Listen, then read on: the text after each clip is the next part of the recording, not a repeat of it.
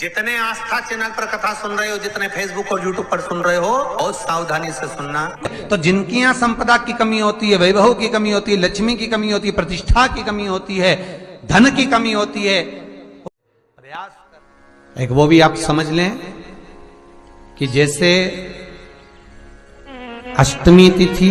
या नौमी तिथि किसी भी महीने की, चाहे शुक्ल पक्ष की हो चाहे कृष्ण पक्ष की हो, अष्टमी और नौमी तिथि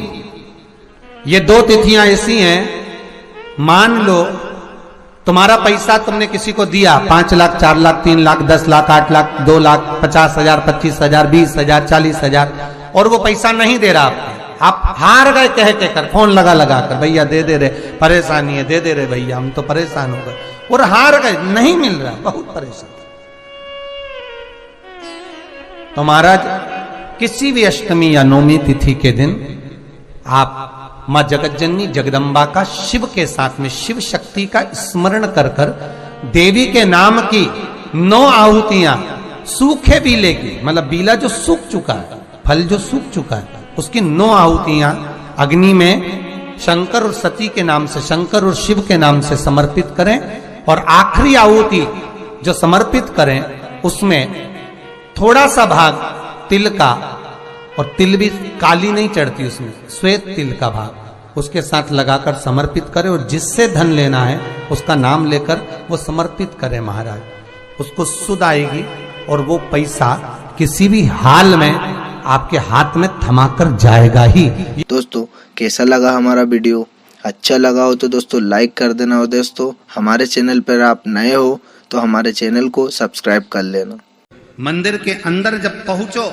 उस समय पर बस इतना याद रखना कि माला सुंदर लाए कि ना लाए, तुम प्रसाद का डिब्बा लाए कि ना लाए, तुम कोई वस्तु लाए कि ना लाए, पर इतना याद रखना कि तुम अपना दिल पवित्र भाव से लेकर मंदिर के अंदर आए कि ना आए, ये बात का स्मरण आपके भीतर होना चाहिए। क्या दें हम भगवान शिव को? कार्तिक के महीने में एक बेलपत्र, 3 शमी पत्र, बहुत ध्यान दीजिएगा, कार्तिक के महीने में 1 बेलपत्र 3 शमी पत्र,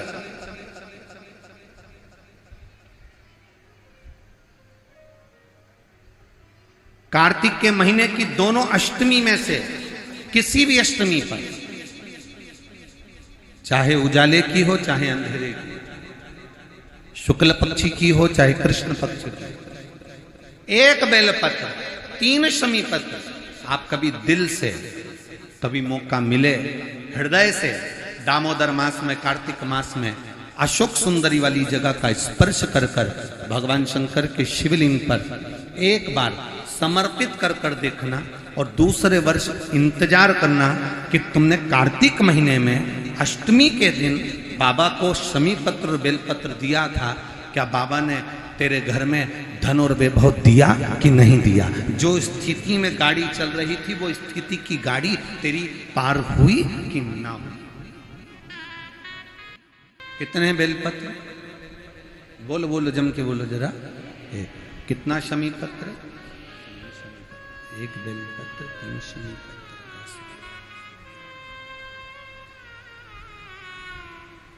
कभी स्मरण में लाइएगा।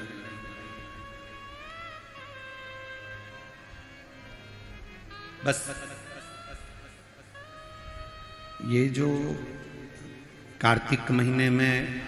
दामोदर मास में आप 1 बेलपत्र 3 शमी पत्र अष्टमी के दिन, चाहे शुक्ल पक्ष की हो चाहे कृष्ण पक्ष की हो, ये दोनों अष्टमी में से किसी भी अष्टमी को जब आप समर्पित करें तो चंपेश्वर महादेव का नाम लेकर, कौन से महादेव? जम के बोलो जरा, सबकी आवाज आना चाहिए। चंपेश्वर महादेव, केवल चंपेश्वर महादेव का नाम लेकर आप अशोक सुंदरी का स्पर्श कराकर शंकर भगवान के शिवलिंग पर समर्पित करें। अशोक सुंदरी तो मालूम है ना सबको? जैसे ये शिवलिंग, ये जलाधारी, ये बीच में से जो 2 लाइन गई, गणेश कार्तिकेय और बीच में एक लाइन जाती है मोटी सी शिवलिंग के सम्मुख में, उसको अशोक सुंदरी का स्थान कहा।